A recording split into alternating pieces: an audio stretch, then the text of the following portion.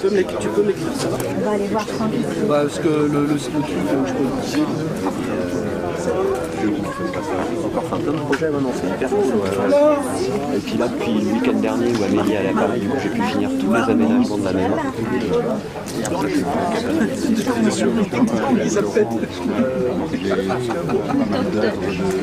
Jean-Pierre Nadeau qui a aidé Chomeau à 80 sur son film. Sur son film, et puis que Chomeau a, disons, un peu déclenché sa orchestre. Oui, parce qu'il y a du oui, puis la couleur. La canette fumée. Le saïgon.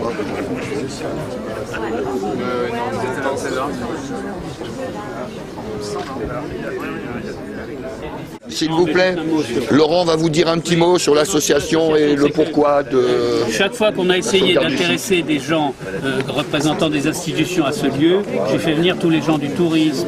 Ici, c'est le parc naturel du Gâtinais. Il y a des gens de Milly-la-Forêt, de Fontainebleau, etc. Chaque fois, on me disait la même chose. Est-ce que vous avez une association? Parce qu'on n'est pas habilité à même toucher une subvention, une aide, etc. si on n'est pas une personne morale. Bon, moi, les associations, pour ça, j'étais comme Chomeau qui détestait ça. Ça m'a toujours paru emmerdant, compliqué, etc. Puis il se trouve que grâce à Fabrice et à tous ses étudiants et tout, salut Alice, t'avais pas vu, on a eu tout un tas de gens formidables qui sont mis au service de ce projet Chomeau. Et du coup, on est en train d'écrire les statuts d'une... C'est Bernadette qui est là, qui l'a fait. On a fait les statuts d'une association dont le but va être très simple. Vous recevrez un papier si vous laissez votre adresse. Le but, ce sera de dire la sauvegarde du village d'Arpoignac de Chomeau et la promotion de son œuvre, mais en restant dans l'esprit de Chomeau. Voilà. On ne va pas faire ici un sex shop, on ne va pas faire ici une galerie d'art contemporain, on ne va pas faire un truc qui n'a rien à voir avec l'esprit très très critique de Chomeau. Alors Chomeau était, moi ce que j'aimais chez lui, c'est que c'était un homme qui était irréconciliable avec la philosophie de la société de consommation. Il était extrêmement critique de ça. Ce livre est plein de son discours dans ce sens. Donc ce sera ici, je voudrais que ce soit un lieu, évidemment, pas seulement d'art, aussi de réflexion sur la société, un lieu décalé, un lieu qui est un espace de liberté créative où des gens, des jeunes générations poursuivront le flambeau. Moi j'ai 69 ans, les enfants Chomeau ont plus de 80. Ils n'ont pas de descendants, on casse notre pipe dans les 5 ans, que devient tout ça? L'œuvre est dans un hangar, ce lieu, il est ce qu'il est. Et où le hangar? À Vendôme. Parce que c'est là qu'il y a Rouillac, le commissaire-priseur, qui nous a aidés à sauver l'œuvre. Mais donc, il y a un vrai problème de l'avenir de tout ça. Et moi, j'étais prof, je suis dans la transmission. Ce qui m'intéresse, moi j'ai un principe très simple, avant de partir, il faut tout donner. Pour partir léger. C'est simple que ça. Il faut donc s'occuper de se détacher de ses biens avant de mourir. C'est important parce que beaucoup de gens le font trop tard, si je puis dire après leur mort. Mais il faut tout donner avant. Donc là, il faut qu'on transmette ce lieu et l'esprit de ce lieu à des gens capables d'en faire un usage intelligent.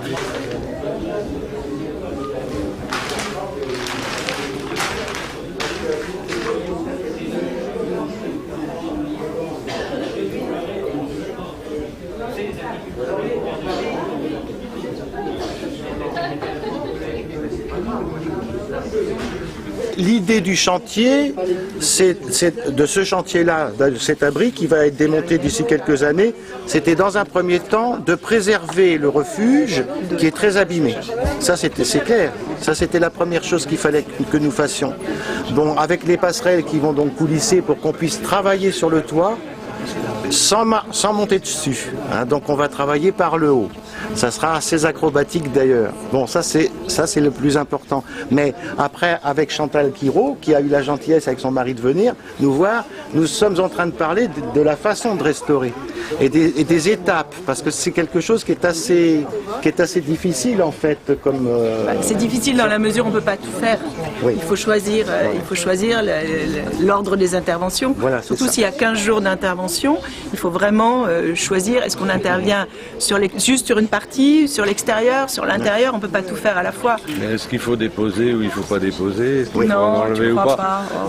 Moi je ne le ferai pas. C'est facile à dire, mais... Non, parce qu'on ne peut pas intervenir comme ça, par exemple en protection. Ce que disait Fabrice, c'est qu'après on peut recouvrir tout avec du goudron, mais on ne peut pas intervenir sur un support qui n'est pas sain dans une restauration. Voilà. Donc il faut d'abord traiter tous les lichens, laisser agir. Il faut 3 semaines à peu près de délai entre 2 traitements, et après les lichens sont tués et on peut nettoyer. Alors il faut tout nettoyer et après on peut coller ou intervenir sur une surface qui est nettoyée. Mais alors à ce moment-là, il faut privilégier l'extérieur. Moi je pense, mais on peut en discuter. Hein. Privilégier l'extérieur d'abord, au moins l'intérieur est protégé. Il y a la question des joints, qui n'est pas du tout évidente à régler, parce que on les refait, le premier coup de chaleur, ils vont reclaquer. Non, pas forcément, si tu les colles avec des silicones, tu l'isoles, avec des adhésifs souples. Voilà, souples, c'est ça. Madame Quiron, ma question très naïve, c'est que ça vaut la peine de restaurer. Évidemment, mais évidemment. Parce que c'est ça qui nous anime. Non, mais évidemment. Chef-d'œuvre de show. Enfin, moi, je suis pas apte à juger plus que vous, mais moi, j'arrive, j'ai jamais vu, je trouve ça superbe. En plus, sur le refuge, c'est lui qui connaît par cœur. Moi, c'est juste, voilà, dans mon souvenir, J'ai pas mal de photos. Certaines tôles qu'on pourrait pas récupérer de toute façon. non, qui se décompose à vue d'œil, quoi. Et retrouver, par exemple, un truc, mais du coup, qui ferait neuf, tu vois.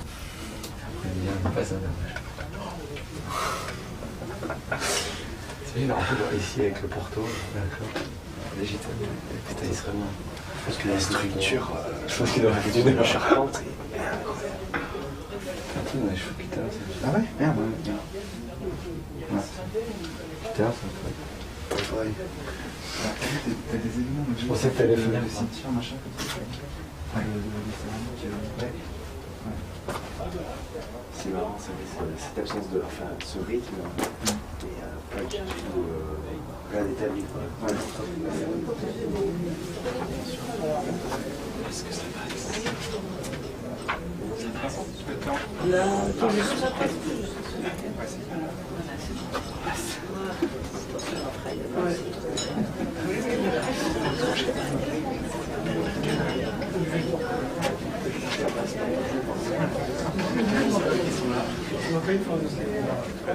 Sur la latitude dans la restauration, on peut dire que s'il n'avait pas été là pendant un bout de temps, puis qu'il revenait et retrouvait les trucs dans cet état-là, qu'est-ce qu'il ferait? Oui, oui, vous avez raison de dire ça. Voilà, il prendrait les trucs, il les balancerait à la poubelle et il les remettrait à la place. Oui, mais nous, on remplacera à l'identique. Oui, on peut essayer de remplacer le plus proche possible. Mais on ne peut pas dire quelque chose de grossier par-dessus. Oui, mais on va rafistoler. Ah bah oui, mais c'est lui l'artiste. Non, bien sûr, oui. C'est toujours l'éternel problème dans l'art moderne. C'est un vrai problème, mais n'empêche que ce que vous allez rafistoler dans l'état où sont les tôles, ça ne tiendra pas. Ah, ça dépend. Celles qui sont totalement bouffées, oui, il y a plutôt de la dentelle. Dans l'angle là-bas, c'est de la dentelle.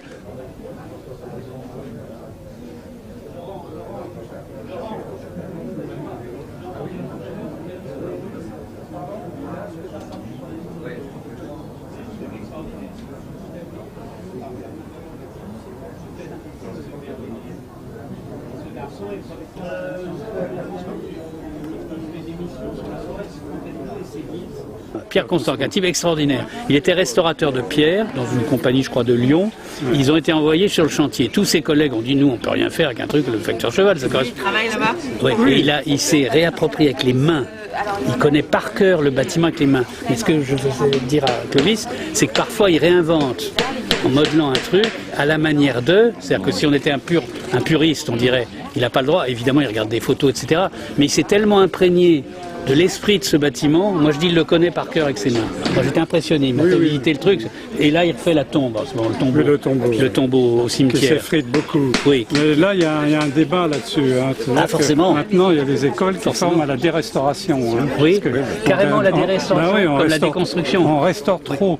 Donc oui, bien sûr, pour les tableaux pareils. Pour pouvoir les tableaux pareils. Pas remettre à l'état ça, mais il y a un débat. Mais Chantal Quiron, elle est restauratrice professionnelle au Centre Pompidou depuis 30 ans, et il y a une éthique qui est, une fois que l'artiste a livré l'œuvre, surtout quand il est mort, on n'y touche plus. Oui, c'est ça. Il y a la fortune de l'œuvre, il y a eu des accidents, il y a eu des accidents. Point, voilà. Dans des trucs comme ça, moi je trouve que ça se discute. Parce qu'on aurait envie de, au moins de le remettre dans un état où il peut rester étanche de manière permanente.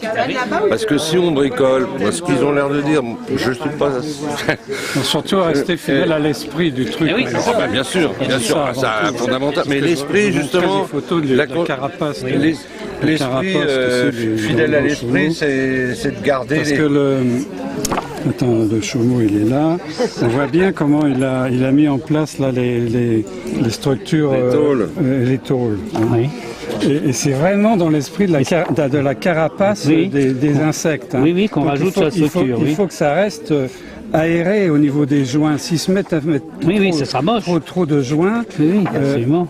Tu vas voir ici la photo, là, c'est les photos qui ont été prises du dessus. Voilà. Comment ça se fait. Donc le côté vraiment élytre d'insectes qui viennent se poser comme ça. Donc c'est très fin. Donc si on se met à faire des joints et tout, tu comprends ? Des joints, il y en a. Il y en a non, aussi. Des joints de ciment, mais il y a des endroits où il faut que ça soit posé, et qu'on sente ce côté. Tout à fait. C'est pour ça que quand on a restauré avec Jouve le palais idéal du facteur Cheval, on s'est inspiré de beaucoup de photos anciennes qu'on a retrouvées. Cheval avait fait photographier son palais en 1905, des plaques en verre magnifiques. Il suffisait, avec Jouve, on a fait le relevé photogrammétrique, de superposer les photos anciennes avec la photogrammétrie de l'IGN, et on avait exactement les parties qui manquaient, etc. On peut arriver avec les techniques, mais là, évidemment, on ne peut pas faire appel à des techniques aussi sophistiquées, malheureusement, parce que c'est des gros budgets.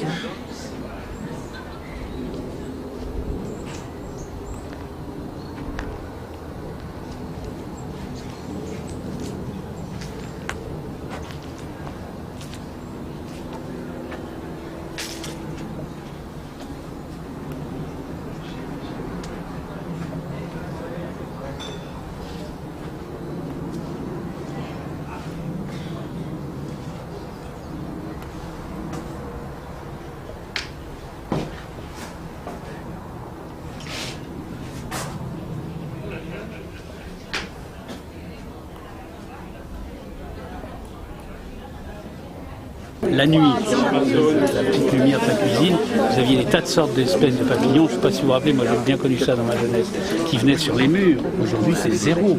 Il y avait des hannetons. Il y avait des hannetons, il y avait les sauterelles, ailes bleues, ailes rouges, il y avait des salamandres, des lézards verts, les grands lézards verts. C'était un paradis animal. Là, aujourd'hui, il y a encore un renard qu'on sent le matin et qui dépose une crotte sous la fenêtre de Geneviève Chomeau.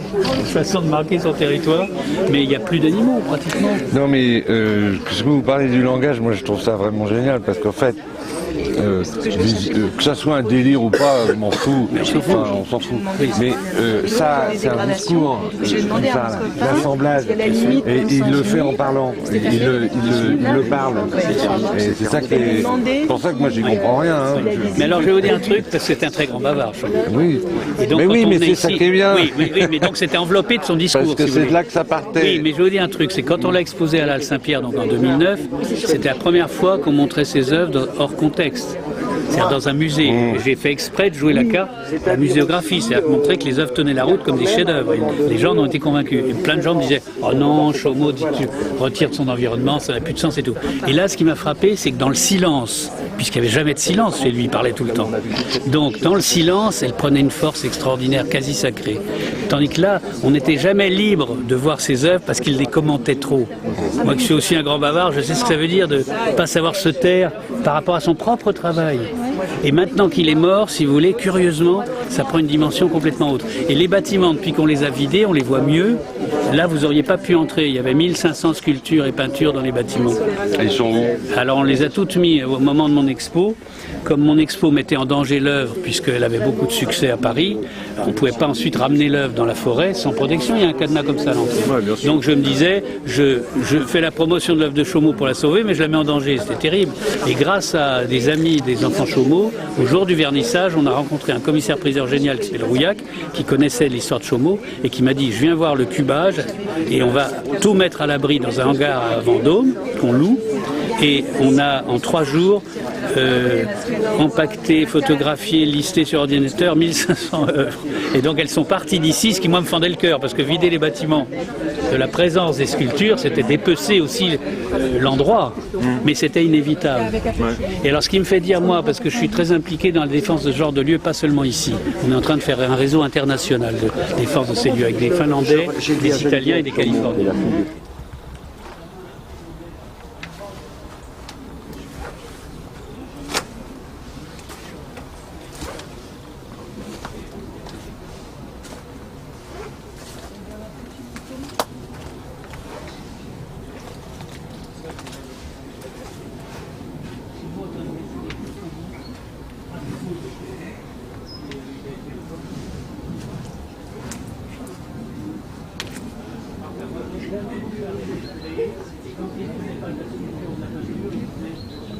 Après un gros feutre japonais très large, il a dit, il mettait des scotch, il en restait plus que 3 des touches. Puis il avait mis en gros Chomo rencontre la technologie, T-E-Q-N-O-L-O-J-I. C'était extraordinaire. Les Chomo avec un synthétiseur, qu'est-ce que vous voulez, c'est fabuleux. Et ça veut dire qu'il avait en permanence cet esprit d'invention. Et quand il a créé son couloir du rêve, alors ça c'est dommage qu'il ne l'ait pas réalisé, il dit, tu vois, ça va s'enfoncer jusqu'à une salle de musique, et quand les gens avancent, ça déclenche les musiques. Aujourd'hui, on fait ça partout, c'est des dispositifs interactifs. C'est banal, si tu veux. Mais lui a anticipé, il a fait un film avec Loïc Prévost qu'il a, où il y a des images très solarisées et tout, qui anticipaient l'image 3D ou l'image numérique. Et il n'avait pas d'ordinateur. Mais il me disait, tu sais, la sculpture, c'est une vibration, et un jour, on fera des sculptures dans l'espace sans matière. Alors c'est... Tu vois, c'est un visionnaire, c'est ça, quoi. Et puis il a été, à mon avis, très visionnaire sur sa vision de la société. Il disait toujours, nous sommes pas la fin du monde, c'est la fin d'un cycle, d'une civilisation. Et moi, j'avais fait en 78, c'est vieux, une double page dans l'IB qui s'appelait « Dernier message à une civilisation défunte ». Et je vous assure que ça fait drôle quand tu... en 78, et là, c'était la pleine euphorie, au contraire, des mouvements hippies, gauchistes et tout ça, qui croyaient qu'ils allaient révolutionner le monde. Et ça passait pour un discours très pessimiste. Mais la fin d'une civilisation, on y est en plein, cette mutation. Et tout son imaginaire était religieux, mais sans être religieux. Il avait une culture chrétienne, comme la plupart des Français au départ, mais il s'en était éloigné. Il avait une croix sur ses lunettes, parce qu'un jour, il avait cassé ses lunettes, qui étaient en plastique, et il dit, j'avais un petit bout de métal, je l'ai fait fondre pour rafistoler mes 2 morceaux de lunettes, puis il m'en restait un, je l'ai mis en travers, ça fait une croix. Alors quand les gens disaient, t'aimes pas les croix? Ben, on est tous des crucifiés, nom d'un chien, sur cette terre. C'est sa réponse, quoi. Et il disait, la religion meurt avec sa définition, ce que je trouve magnifique, contre le dogmatisme. C'est pas mal, tu te rappelles? Et puis et sur la porte, relis en sortant, les religions sont fatiguées, ne représentent plus la foi. La porte d'entrée, moi quand j'ai lu ça la première fois, ça m'a impressionné, tu vois. Non, c'était un visionnaire. Aux États-Unis, on appellerait ça un artiste visionnaire. C'est un mot courant en France, on n'utilise pas tellement l'expression. Mais c'est vraiment ça, quoi. Alors bien sûr, un visionnaire dit aussi beaucoup de bêtises, c'est comme les voyants et les voyantes. Une fois sur 2, il se plante. Mais il dit des choses extraordinaires.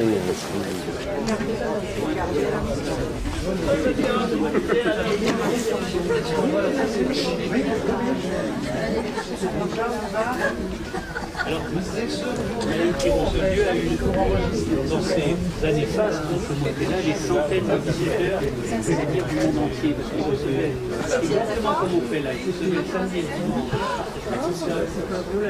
dimanche. Comment vous l'avez rencontré? Comment vous l'avez fait connaissance de son existence? Comme un visiteur en 80, et puis on a sympathisé très vite. Comme à l'époque, j'avais pas d'obligation familiale, et que j'ai connu des ermites dans mes voyages en Inde et au Tibet et partout. Pour moi, c'était commun de rencontrer des gens à l'écart de la civilisation, donc le discours était facile, quoi. Vous étiez initié? Oui, oui, tout à fait. Et puis je comprenais sa capacité à communiquer avec l'invisible, puisque c'est le principe de tous les médiums qui vivent justement sur les montagnes dans l'Himalaya, c'est qu'ils sont en communication avec les forces divines, et à partir de là, ils n'ont plus besoin de vivre la vie qu'on mène nous, quoi. Ils sont alimentés par d'autres énergies. Donc Chomo était déjà dans ses prémices de communication avec l'invisible, avec ce côté spirituel en dehors des religions, quoi. C'est vrai que pour lui, la religion, ça représentait rien, parce qu'il communiquait, il était en contact direct avec les forces. Pas besoin d'intermédiaire. Voilà, c'est ça. Mais donc peu de gens arrivaient à rentrer dans son monde parce que on est dans une civilisation qui a occulté toute cette relation avec les forces qui nous entourent, quoi. La nature, tout ça, on l'a détruit. Donc lui, c'était un petit peu un survivant de... C'est comme s'il s'était isolé d'un monde qui n'était pas encore détruit. C'est comme si, en fait, c'était un survivant d'un monde qui était à l'agonie, quoi. Et du coup, il avait le recul par rapport à ce qu'on vivait nous.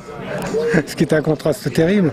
Moi qui vivais dans une agence de communication et de design à Paris, qui est dans le superficiel, dans les apparences, dans le côté illusoire des choses, etc.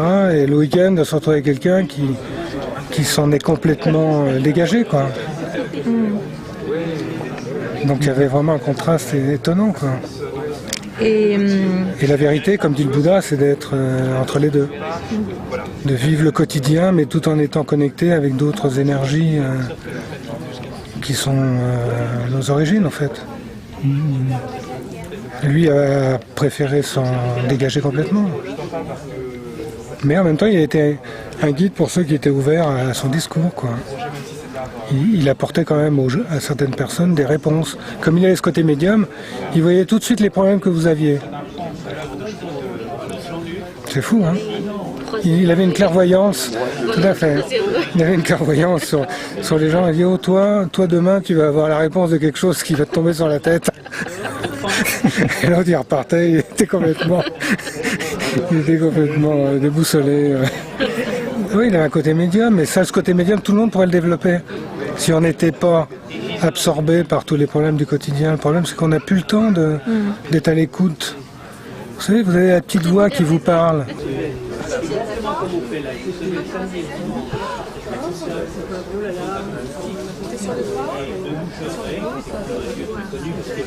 C'était un personnage incroyable, les gens venaient aussi voir le scènes.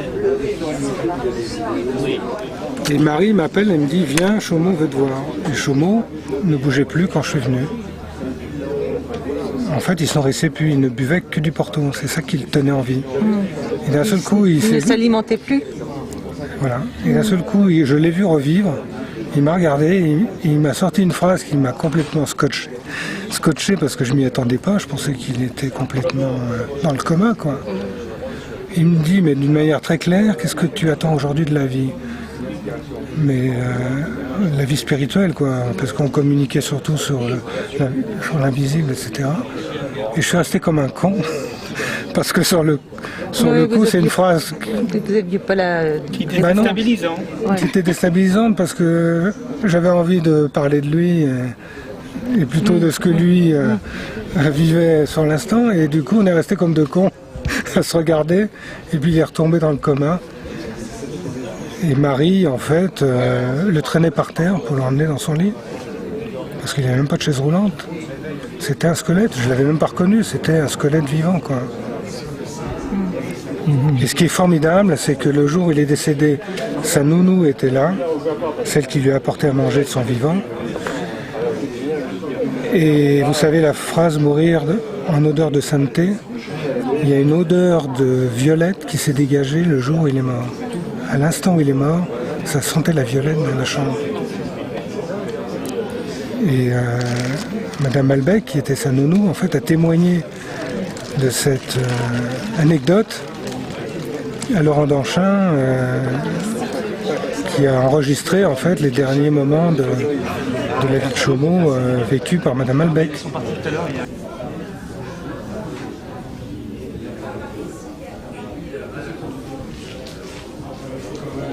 Alors, grâce à cette jeune génération de gens des Beaux-Arts de Nantes et tous les amis qui vont se réunir avec nous dans cette association, grâce à l'association, on va faire ici des événements, alors on pourrait dire culturels, mais c'est vague, mais je pense que c'est un lieu qui va être un lieu de réflexion, de rencontre, de gens créatifs, mais en toute liberté, parce que Chomo était un homme qui avait rejeté la société pour être libre, qui a payé cher sa liberté et qui était très critique de la société de consommation. Je verrais bien ici une espèce d'école de sagesse dans les bois, je sais pas comment dire, sous forme de... On dit prétentieusement des séminaires, par exemple, mais là, quelque chose qui aurait lieu ici ici n'aurait pas la même tonalité que dans une salle à Saint-Pierre ou une salle à Paris dans une fac. C'est autre chose qui se passerait. Donc c'est un lieu décalé, qui est un lieu de liberté, où on peut organiser des événements extraordinaires. Et des gens très talentueux, comme on s'est rencontrés, Karim, qui se rencontrent comme ça, qui ont immédiatement un feeling, parce qu'il y a un esprit commun. Et je pense que c'est pas grave. Et je pense que c'est ça qui compte, que ce soit une ouverture à des gens talentueux de toutes sortes, mais qui ne soient pas dans la frontière des arts homologués, pas forcément. Alors on organisera peut-être des concerts, on organisera peut-être des rencontres. Par exemple, la voisine étant architecte, je trouve qu'il y aurait beaucoup de sens qu'elle fasse venir un groupe de jeunes étudiants d'architecture pour parler de l'architecture spontanée, par exemple. Voilà, croiser des publics très différents, mais de gens qui sont plutôt quand même des artistes ou des gens qui sont dans un domaine créatif. Il y aura sûrement dès l'été prochain des événements ici en juillet avec des étudiants qui gardienneront le lieu en étant, si on peut dire, en résidence, puisque l'été on peut dormir dans les bâtiments ou planter sa tente et il fait suffisamment doux et c'est très agréable d'être ici la nuit. Donc on aura la possibilité peut-être d'ouvrir du 15 juillet au 30 par exemple, avec des étudiants qui seraient là pour assurer le gardiennage. Et à ce moment-là, les gens peuvent venir et on peut annoncer que c'est ouvert le week-end ou même en semaine. Et du coup, faire exister des événements, voilà, comme aujourd'hui, en tirant parti des rencontres. Vous voyez, j'avais pas prévu que Laurent Védrine, qui faisait une émission de France Culture sur la forêt de Fontainebleau, me dise « Je m'occupe des abeilles du 18e arrondissement de Paris, et du coup, comme je suis passionné d'apiculture, je vous propose de remettre 12 ruches chez Chaumeau. » Et c'est ce qu'il va faire. Donc il se met au service de notre association pour nous amener des ruches d'abeilles sauvages dont on n'a pas à s'occuper. Et donc on va faire revivre ce lieu déjà en y réinstallant 12 ruches actives. C'est formidable. Ça, c'est le symbole d'un lieu qui revit. Parce que voir des ruches en ruine, c'est très triste. Elles ont pourri, elles ont été gâtées par les pesticides, et puis les abeilles sont mortes, il n'y en a plus qu'une qui est à l'état sauvage quelque part. Et donc il va nous remettre 12 ruches, et sans lui demander rien, il est arrivé aujourd'hui, il l'a proposé spontanément. Donc je compte sur tous ces événements qui vont se produire entre les gens. Et ça, je sens qu'il va y en avoir plein. Et en même temps, on est en train de bâtir un réseau international, Karim, de protection de tous ces lieux, avec les Finlandais, les Italiens, les Californiens, et c'est un réseau qui va devenir très puissant.